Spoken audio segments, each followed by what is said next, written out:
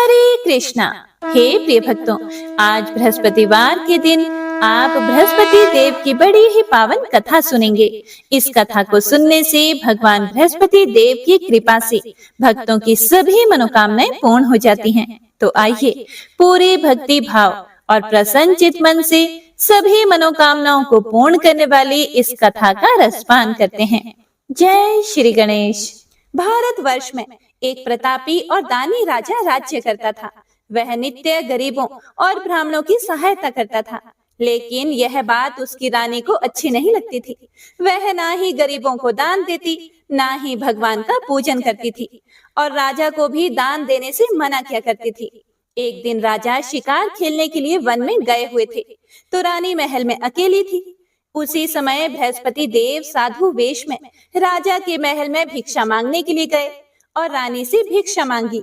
तब रानी ने भिक्षा देने से इनकार किया और कहा, हे साधु महाराज, मैं तो दान पुण्य से तंग आ चुकी हूँ। मेरा पति सारा धन लुटाते रहते हैं। मेरी इच्छा है कि हमारा सारा धन नष्ट हो जाए, फिर ना रहेगा बांस और ना बजेगी बांसुरी। साधु महाराज ने कहा, हे देवी, तुम तो बड़ी ही विचित्र हो। धन संतान तो सभी चाहते हैं, पुत्र और लक्ष्मी तो पापी के घर में भी होनी चाहिए। यदि तुम्हारे पास अधिक धन है तो भूखों को भोजन दो, प्यासों के लिए प्याऊ बनवाओ, मुसाफिरों के लिए धर्मशालाएं खुलवाओ। जो गरीब लोग अपनी कुंवारी कन्याओं का विवाह नहीं कर सकते, उनका विवाह करा दो। ऐसे और कई काम है जिनके करने से तुम्हारा यश लोक परलोक में फैलेगा। लेकिन हे प्रिय भक्तों, रानी पर उपदेश का कोई प्रभाव नहीं पड़ा। रानी साधु महाराज से बोली, हे महाराज, आप मुझे कुछ ना समझाएं। मैं ऐसा धन नहीं चाहती जो हर जगह बांटती फिरूं। फिर साधु महाराज ने उत्तर दिया कि यदि तुम्हारी ऐसी ही इच्छा है तो तथास्तु। तुम ऐसा करना कि बृहस्पतिवार को घर लीपकर पीली मिट्टी से अपना सिर धोकर स्नान करना, भट्टी चढ़ाकर कपड़े धोना। ऐसा करने से तुम्हारा सारा धन नष्ट हो जाएगा। इतना कहकर वह साधु महाराज वहां से अंतर्ध्यान हो गए। हे प्रिय भक्तों, साधु महाराज के अनुसार कही बातों को पूरा करते हुए रानी को केवल 3 बृहस्पतिवार ही बीते थे कि उसकी समस्त धन संपत्ति नष्ट हो गई। भोजन के लिए राजा का परिवार तरसने लगा। तब एक दिन राजा ने रानी से कहा कि हे रानी, तुम यहीं रहो, मैं दूसरे देश को जाता हूँ, क्योंकि यहाँ पर सभी लोग मुझे जानते हैं, इसीलिए मैं कोई छोटा कार्य भी नहीं कर सकता। ऐसा कहकर राजा परदेश चला गया। वहां वह जंगल से लकड़ी काट कर लाता और शहर में बेचता था। इस तरह वह अपना जीवन व्यतीत करने लगा। और इधर राजा के परदेश जाते ही रानी और दासी दुखी रहने लगी। एक बार जब रानी और दासी को 7 दिन तक बिना भोजन के रहना पड़ा, तो रानी ने अपनी दासी से कहा कि हे दासी, पास ही के नगर में मेरी बहन रहती है, वह बड़ी धनवान है। तुम उसके पास जाओ और कुछ लेकर आओ, ताकि थोड़ा बहुत गुजर बसर हो जाए। दासी रानी की बहन के पास गई। उस दिन गुरुवार था और रानी की बहन उस समय बृहस्पतिवार व्रत की कथा सुन रही थी। दासी ने रानी की बहन को अपनी रानी का संदेश दिया, लेकिन रानी की बड़ी बहन ने कोई उत्तर नहीं दिया। जब दासी को रानी की बहन से कोई उत्तर नहीं मिला, तो वह बहुत दुखी हुई और उसे बहुत क्रोध भी आया। दासी ने वापस आकर रानी को सारी बात बता दी। सुनकर रानी ने अपने भाग्य को कोसा। उधर रानी की बहन ने सोचा कि मेरी बहन की दासी आई थी, परंतु मैं उससे नहीं बोली, इससे वह बहुत दुखी हुई होगी। कथा सुनकर और पूजन समाप्त करके वह अपनी बहन के घर आई और कहने लगी, हे बहन, मैं बृहस्पतिवार का व्रत कर रही थी। तुम्हारी दासी मेरे घर आई थी, लेकिन जब तक कथा होती है तब तक ना तो उठते हैं और ना ही बोलते हैं, इसीलिए मैं नहीं बोली। कहो, दासी क्यों गई थी? रानी बोली कि हे बहन, तुमसे क्या छिपाऊं, हमारे घर में खाने तक को अनाज नहीं है। ऐसा कहते कहते रानी की आंखें भर आई। उसने दासी समेत पिछले 7 दिनों से भूखे रहने की बात अपनी बहन को विस्तार पूर्वक सुना दी। रानी की बहन बोली कि देखो बहन, भगवान बृहस्पति देव सबकी मनोकामना को पूर्ण करते हैं। देखो, शायद तुम्हारे घर में अनाज रखा हो।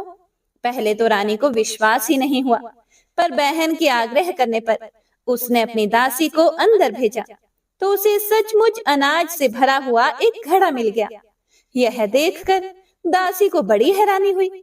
दासी रानी से कहने लगी, हे रानी, जब हमको भोजन नहीं मिलता तो हम व्रत ही तो करते हैं, इसीलिए क्यों ना इनसे व्रत और कथा की विधि पूछ ली जाए ताकि हम भी व्रत कर सकें। तब रानी ने अपनी बहन से बृहस्पतिवार व्रत के बारे में पूछा। उसकी बहन ने बताया कि बृहस्पतिवार के व्रत में चने की दाल और मुनक्का से विष्णु भगवान का केले की जड़ में पूजन करें तथा दीपक जलाएं, व्रत कथा सुने और पीला भोजन ही करें। इससे बृहस्पति देव प्रसन्न होते हैं।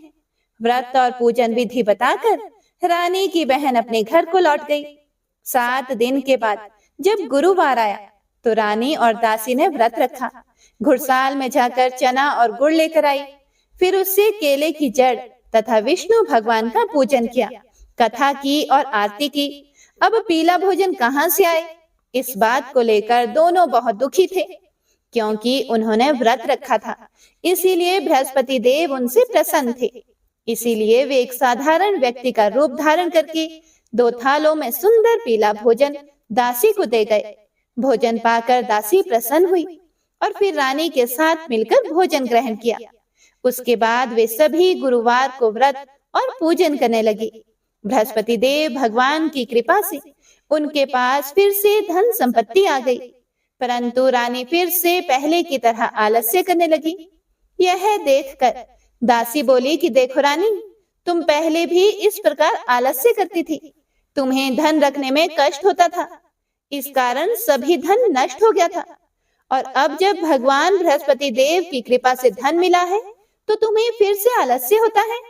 रानी को समझाते हुए दासी कहती है कि बड़ी मुसीबतों के बाद हमने यह धन पाया है, इसीलिए हमें दान पुण्य करना चाहिए, भूखे मनुष्यों को भोजन कराना चाहिए और धन को शुभ कार्यों में खर्च करना चाहिए, जिससे तुम्हारे कुल का यश बढ़ेगा और स्वर्ग की प्राप्ति होगी और पितृ प्रसन्न होंगे। हे प्रिय भक्तों, दासी की बात मानकर रानी अपना धन शुभ कार्यों में खर्च करने लगी, जिससे पूरे नगर में उसका यश फैलने लगा। एक दिन रानी और दासी आपस में विचार करने लगी कि ना जाने राजा किस दशा में होंगे, उनकी कोई खोज खबर भी नहीं है। उन्होंने श्रद्धा पूर्वक बृहस्पति भगवान से प्रार्थना की कि राजा जहाँ कहीं भी हो शीघ्र वापस आ जाएं। उधर राजा प्रदेश में बहुत दुखी रहने लगा। वह प्रतिदिन जंगल से लकड़ियां काट कर लाता और उसे शहर में बेचकर अपने दुखी जीवन को बड़ी कठिनता से व्यतीत कर रहा था। एक दिन दुखी होकर अपनी पुरानी बातों को याद करके वह राजा रोने लगा और उदास हो गया। उसी समय राजा के पास बृहस्पति देव साधु के वेश में आकर बोले, हे लकड़हारे, तुम इस सुनसान जंगल में किस चिंता में बैठे हो, मुझे बताओ। यह सुनकर राजा की आंखों में आंसू आ गए। राजा ने हाथ जोड़कर साधु महाराज को प्रणाम किया और संपूर्ण कहानी सुना दी। महात्मा तो दयालु होते हैं। उन्होंने राजा से कहा कि हे राजन, तुम्हारी पत्नी ने बृहस्पतिवार के दिन बृहस्पति भगवान का निरादर किया है, जिसके कारण रुष्ट होकर उन्होंने तुम्हारी यह दशा की थी। अब तुम चिंता को दूर करके मेरे कहने पर चलो तो तुम्हारे सभी कष्ट दूर हो जाएंगे और भगवान तुम्हें पहले से भी अधिक संपत्ति देंगे। देखो, अब तुम्हारी पत्नी ने बृहस्पतिवार का व्रत शुरू कर दिया है। अब तुम भी बृहस्पतिवार का व्रत शुरू करके चने की दाल और गुड़ जल के लोटे में डालकर केले का पूजन करो, फिर कथा कहो या सुनो, भगवान तुम्हारी सभी मनोकामनाओं को पूर्ण करेंगे। साधु के ऐसे वचन सुनकर राजा बोले, हे प्रभु, मुझे लकड़ी बेचकर इतना पैसा नहीं मिलता जिससे भोजन के उपरांत कुछ बचा सकूं, और रात को मैंने अपनी रानी को व्याकुल देखा है। मेरे पास कोई साधन भी नहीं है जिससे मैं उसकी खबर मंगा सकूं। फिर मैं कौन सी कहानी कहूं, यह भी मुझे नहीं मालूम। साधु महाराज बोले, हे राजन, मन में बृहस्पति भगवान के पूजन व्रत का निश्चय करो, वे स्वयं ही तुम्हारे लिए कोई ना कोई राह बना देंगे। बृहस्पतिवार के दिन तुम रोजाना की तरह लकड़ियां लेकर शहर को जाओ। तुमको रोज से दुगुना धन प्राप्त होगा, जिससे तुम भली भांति भोजन कर लोगे तथा बृहस्पति देव की पूजा का सामान भी आ जाएगा। और तुमने जो बृहस्पतिवार की कहानी के बारे में मुझसे पूछा है वह इस प्रकार है, सुनो। साधु वेश में भगवान बृहस्पति देव उसे कहानी सुनाते हुए बोले कि प्राचीन काल में एक ब्राह्मण रहता था। वह बहुत निर्धन था, उसके कोई संतान नहीं थी। उसकी पत्नी बहुत मलिनता के साथ रहती थी। वह स्नान नहीं करती थी, किसी देवता का पूजन नहीं करती थी। इससे ब्राह्मण देवता बड़े दुखी थे। बेचारे बहुत कुछ कहते थे, किंतु उसका कुछ परिणाम नहीं निकला। भगवान की कृपा से ब्राह्मण की पत्नी के कन्या रूपी रत्न पैदा हुआ। कन्या बड़ी होने पर प्रातः स्नान करके विष्णु भगवान का जाप व बृहस्पतिवार का व्रत करने लगी। अपने पूजन पाठ को समाप्त करके विद्यालय जाती तो अपनी मुट्ठी में जौ भर कर ले जाती और पाठशाला के रास्ते में डालती जाती। तब ये जौ स्वर्ण के हो जाते। लौटते समय उनको बीन कर घर ले आती थी। एक दिन वह बालिका सूप में उस सोने के जौ को पटक कर साफ कर रही थी कि उसके पिता ने देख लिया और उससे कहा कि बेटी, सोने के जौ के लिए सोने का सूप होना चाहिए। दूसरे दिन बृहस्पतिवार था।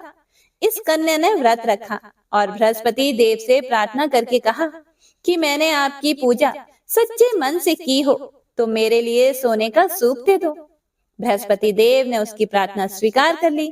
रोजाना की तरह वह कन्या जौ फैलाती हुई जाने लगी। जब लौटकर जौ बीन रही थी तो बृहस्पति देव की कृपा से सोने का सूप मिला। उसे वह घर ले आई और उसमें जौ साफ करने लगी, परंतु उसकी माँ का वही ढंग रहा। एक दिन की बात है, वह कन्या सोने के सूप में जौ साफ कर रही थी। उस समय उस शहर का राजपुत्र वहां से होकर निकला।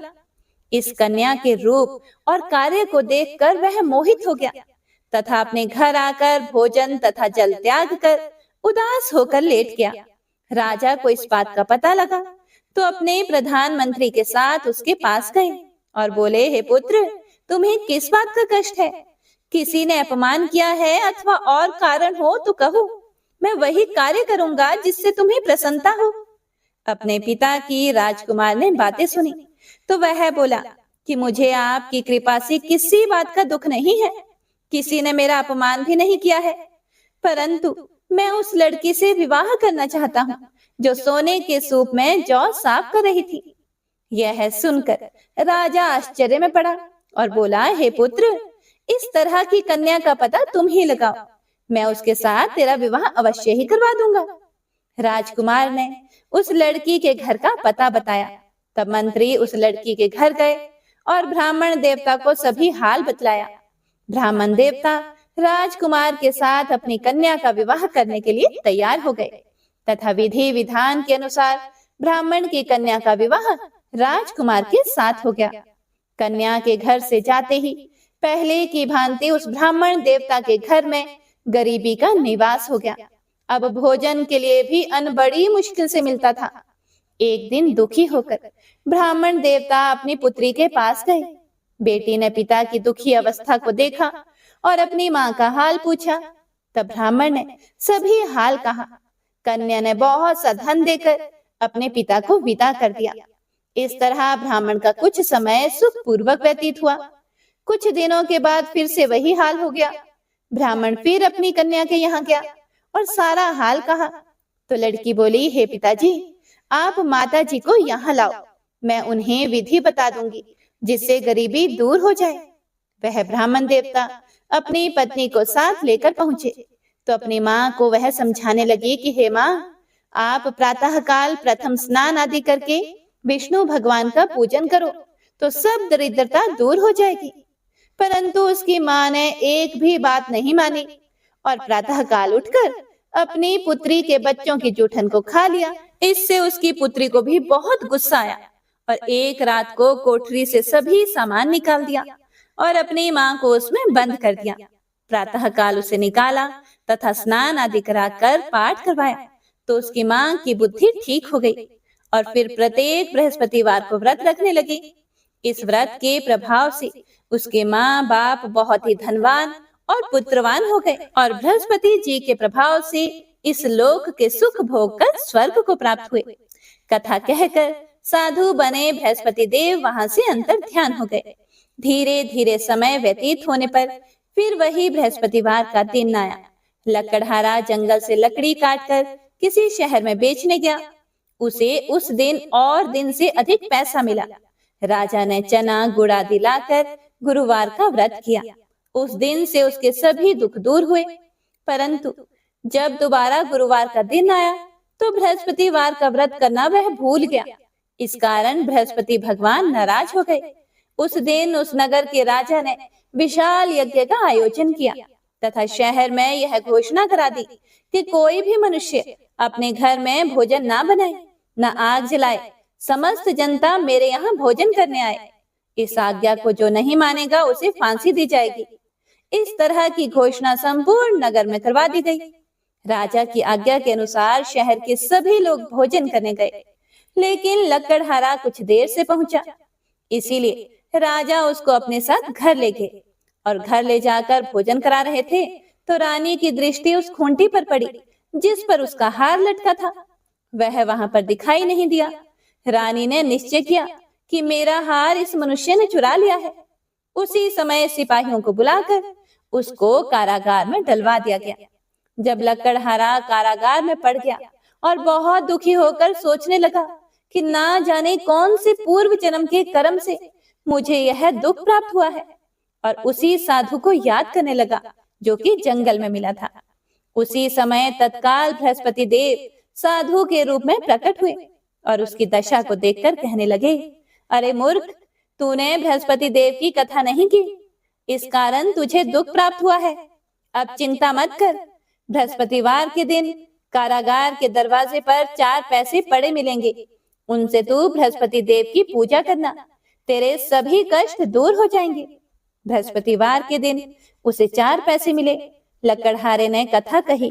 उसी रात्रि को बृहस्पति देव ने उस नगर के राजा को स्वप्न में कहा कि हे राजन, तुमने जिस आदमी को जेल में बंद कर दिया है वह निर्दोष है। वह एक राजा है, उसे छोड़ देना। रानी का हार उसी खूंटी पर लटका है। अगर तू ऐसा नहीं करेगा तो मैं तेरे राज्य को नष्ट कर दूंगा। इस तरह रात्रि के स्वप्न को देखकर राजा प्रातःकाल उठा और खूंटी पर हार देखकर लकड़हारे को बुलाकर क्षमा मांगी तथा लकड़हारे को योग्य सुंदर वस्त्र आभूषण देकर विदा कर दिया। बृहस्पति देव की आज्ञा के अनुसार लकड़हारा अपने नगर को चल दिया। राजा जब अपने नगर के निकट पहुंचा तो उसे बड़ा आश्चर्य हुआ। नगर में पहले से भी अधिक बाग, तालाब, कुएं तथा बहुत सी धर्मशालाएं, मंदिर आदि बन गए हैं। राजा ने पूछा, यह किसका बाग और धर्मशाला है? तब नगर के सभी लोग कहने लगे कि यह सब रानी और दासी के हैं। तो राजा को यह सुनकर आश्चर्य हुआ और गुस्सा भी आया कि रानी के पास इतना पैसा कहां से आ गया। जब रानी ने यह खबर सुनी कि राजा आ रहे हैं तो उन्होंने दासी से कहा, हे दासी, देख, राजा हमको कितनी बुरी हालत में छोड़कर गए थे। हमारी ऐसी हालत देखकर वह लौट ना जाए, इसीलिए तू दरवाजे पर खड़ी हो जा। आज्ञा अनुसार दासी दरवाजे पर खड़ी हो गई। राजा आए तो उन्हें अपने साथ लेकर आई। तब राजा ने क्रोध करके अपनी रानी से पूछा कि यह धन तुम्हें कैसे प्राप्त हुआ है? तब उन्होंने कहा, हमें यह सब धन बृहस्पति देव के इस व्रत के प्रभाव से प्राप्त हुआ है। राजा ने निश्चय किया कि 7 रोज बाद तो सभी बृहस्पति देव का पूजन करते हैं, लेकिन मैं प्रतिदिन 3 बार कहानी तथा रोज व्रत किया करूंगा। अब हर समय राजा के दुपट्टे में चने की दाल बंधी रहती तथा दिन में 3 बार कहानी कहता। एक रोज राजा ने सोचा कि चलो अपनी बहन के यहाँ हो आए। इस तरह निश्चय करके राजा घोड़े पर सवार होकर अपनी बहन के यहाँ को चलने लगा। रास्ते में उसने देखा कि कुछ आदमी एक मुर्दे को लिए जा रहे हैं। उन्हें रोककर राजा कहने लगा, अरे भाइयों, मेरी बृहस्पति देव की कथा सुन लो। वे बोले, लो, हमारा तो आदमी मर गया, इसको अपनी कथा की पड़ी है। परंतु कुछ आदमी बोले, अच्छा कहो, हम तुम्हारी कथा भी सुनेंगे। राजा ने दाल निकाली और जब कथा आधी हुई थी कि मुर्दा हिलने लग गया, और जब कथा समाप्त हो गई तो राम राम करके मनुष्य उठकर खड़ा हो गया। आगे रास्ते में उसे एक किसान खेत में हल चलाता हुआ मिला। राजा ने उसे देखा और उससे बोले कि अरे भैया, तुम मेरी बृहस्पतिवार की कथा सुन लो। किसान बोला, जब तक मैं तेरी कथा सुनूंगा तब तक 4 हरिया जोत लूंगा। जा अपनी कथा किसी और को सुनाना। इस तरह राजा आगे चलने लगा। राजा के हटते ही बैल पछाड़ खाकर गिर गए तथा किसान के पेट में बड़ी जोर का दर्द होने लगा। उस समय उसकी माँ रोटी लेकर आई। उसने जब यह देखा तो अपने पुत्र से सब हाल पूछा और बेटे ने सभी हाल कह दिया। तो बुढ़िया दौड़ी दौड़ी उस घुड़सवार के पास गई और उससे बोली कि मैं तेरी कथा सुनूंगी, तू अपनी कथा मेरे खेत पर चलकर ही कहना। राजा ने बुढ़िया के खेत पर जाकर कथा कही, जिसके सुनते ही वह बैल उठ खड़े हुए तथा किसान के पेट का दर्द भी बंद हो गया। राजा अपनी बहन के घर पहुंचा। बहन ने भाई की खूब मेहमानी की। दूसरे रोज प्रातःकाल राजा जगा तो वह देखने लगा कि सब लोग भोजन कर रहे हैं। राजा ने अपनी बहन से कहा, ऐसा कोई मनुष्य है जिसने भोजन नहीं किया हो? मेरी बृहस्पतिवार की कथा सुन ले। बहन बोली, हे भैया, यह देश ऐसा ही है। पहले यहाँ लोग भोजन करते हैं, बाद में अन्य काम करते हैं। अगर कोई पड़ोस में हो तो देख आती हूँ। वह ऐसा कहकर देखने चली गई, परंतु उसे कोई भी ऐसा व्यक्ति नहीं मिला जिसने भोजन नहीं किया हो। इसीलिए वह एक कुम्हार के घर गई, जिसका लड़का बीमार था। उसे मालूम हुआ कि उनके यहाँ 3 रोज से किसी ने भी भोजन नहीं किया है। रानी ने अपने भाई की कथा सुनने के लिए कुम्हार से कहा और वह तैयार हो गया। राजा ने जाकर बृहस्पतिवार की कथा कही, जिसको सुनकर उसका लड़का ठीक हो गया। अब तो राजा की प्रशंसा होने लगी। एक रोज राजा ने अपनी बहन से कहा, हे बहन, हम अपने घर को जाएंगे, तुम भी तैयार हो जाओ। राजा की बहन ने अपनी सास से कहा तो सास ने कहा कि हाँ चली जा, परंतु अपने लड़कों को मत ले जाना, क्योंकि तेरे भाई के कोई औलाद नहीं है।